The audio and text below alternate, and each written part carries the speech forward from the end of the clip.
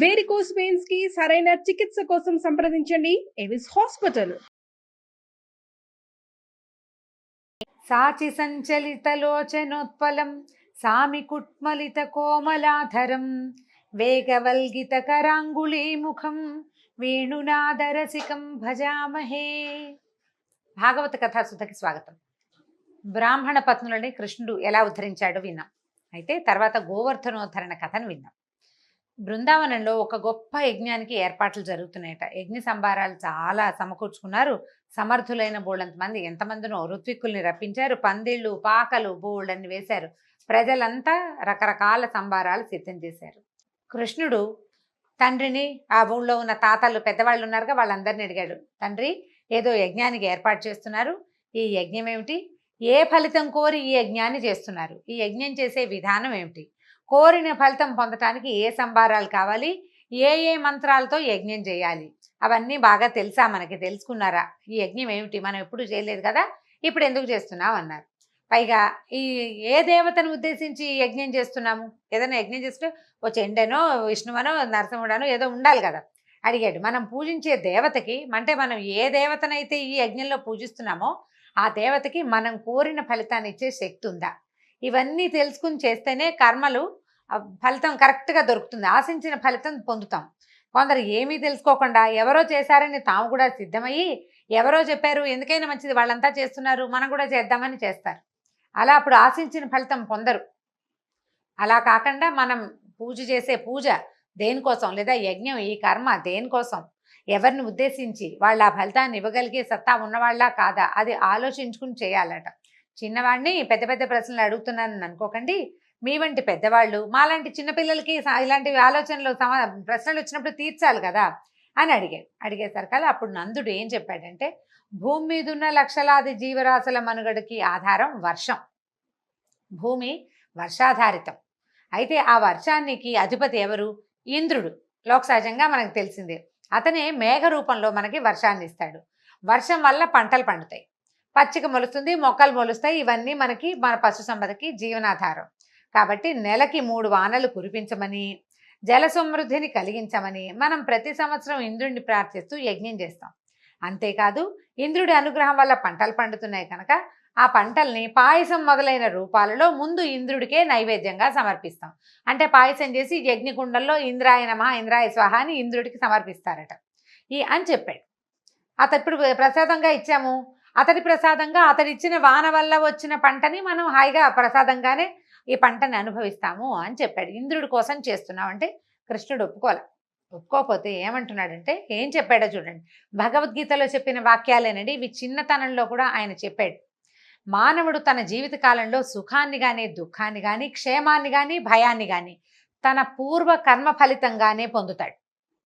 ఏదైనా సరే పూర్వకర్మాను ఫలమే తప్పిస్తే రెండోది కాదు. కర్మఫలాన్ని అనుభవించడం అనివార్యమైనది. దాని నుంచి తప్పించుకోలేము. దాన్ని ఏ దేవుడు మార్చలేడు. ఇంద్రుడు అసలే మార్చలేడు. ఇంద్రుడి వల్ల అసలు కాదు. ఇలా ఎవరి కర్మఫలం వాళ్ళు అనుభవించే మానవులకి ఇంద్రుడితోటి పని ఏముంది? నా కర్మ ఫలితం, నాకు ఇప్పుడు బాగా ధాన్యం పండాలనుందా, పండుతాయి. పండకూడదనుందా, పండవు. ఇంద్రుడు ఏం చేస్తాడు మధ్యలో? ఇంద్రుడిని పూజించి పొందే ప్రయోజనం ఏమిటి? మానవుడికి ఫలసిద్ధి కలిగించేది కర్మ ఒక్కటే. కర్మలు మాత్రమే ఫలసిద్ధిని కలిగిస్తాయి. మానవుడు తన జీవిక కోసం చేసే కర్మని వృత్తి అంటాం, అంతే. అయితే గోపాలతనం మన వృత్తి. ఇప్పుడు గోవులని పాలించుకోవటం మన వృత్తి. మనకి జీవనాధారమైన వృత్తి అన్నిటికంటే గొప్పది. వృత్తి అన్నిటికంటే గొప్పది. మనకి ఏదైతే అన్నం పెడుతుందో దాన్ని గౌరవించి తీరాలి. అదే దైవం అని భావించాలి. ఇదే ధర్మం. భగవంతుడు చెప్పాడండి, వృత్తి ధర్మం అనేది చాలా ముఖ్యమైనదని, దాన్నే గౌరవించాలని. దాన్ని గౌరవించకుండా నువ్వు ఏ పూజ చేసినా ఫలితం రాదు నీకు. మనం ఏ వృత్తి వల్ల మనకి నిత్యము జీవిక లభిస్తోందో దానిని గౌరవించాలి. ధర్మాన్నే కనుక పాటించాలంటే ఇప్పుడు మనం ఏం చేయాలి?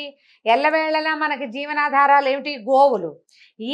ఈ గోవుకి జీవనాధారం ఏమిటి? పుష్కలంగా మేతనిచ్చే గోవర్ధన పర్వతం.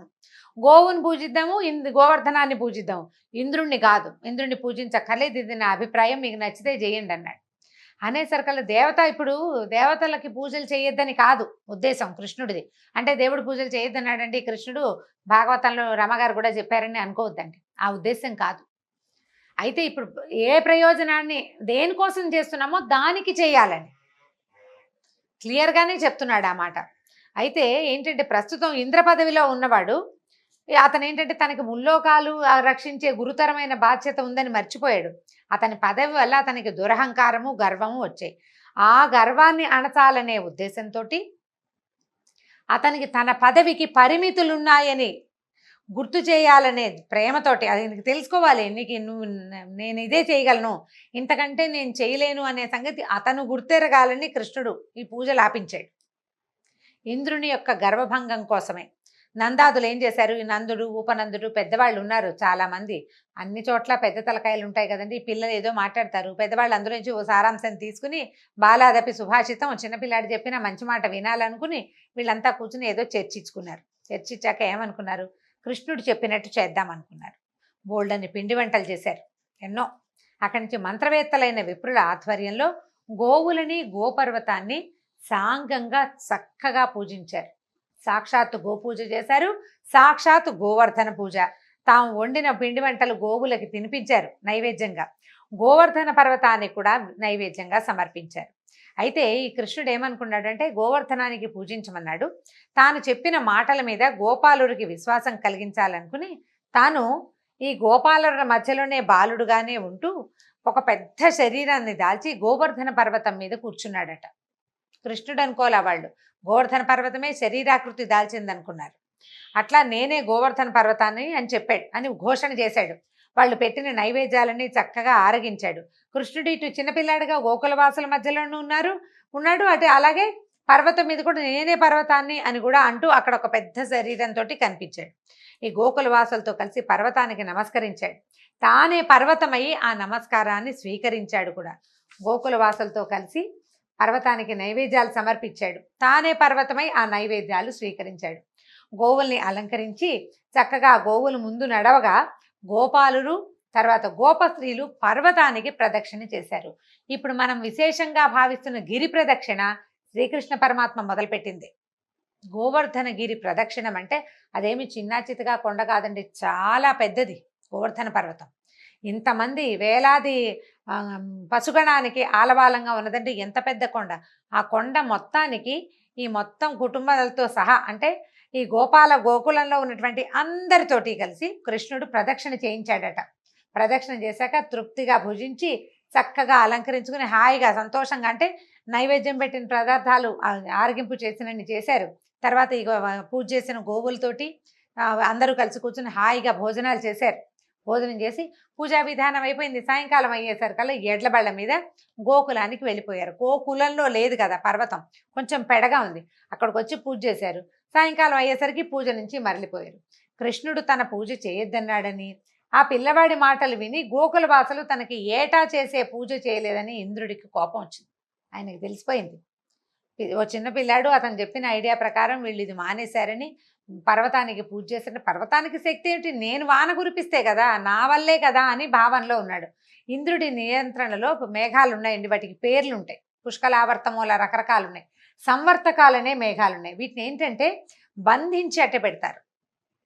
అవి విసురుగా ముందు తిరగవన్నమాట, తిరిగేవి కాదు. మామూలుగా ఈ పుష్కలావర్తకములనే పేరు జ్ఞాపకం ఉంది నాకు. అది సాధారణంగా మనకి వాన కురిసేవి. ఇవేంటంటే సంవర్తక మేఘాలు తుఫాన్ వచ్చినప్పుడు అంటే ప్రళయం కాలంలోనే వస్తాయన్నమాట. పూర్తిగా జలప్రళయం వచ్చే రోజుల్లో వచ్చే మేఘాలని సంవర్తక మేఘాలు అంటారు. వీటిని ఏంటంటే బంధించి అట్టి పెడతారు, ప్రళయకాలంలోనే వదులుతారు.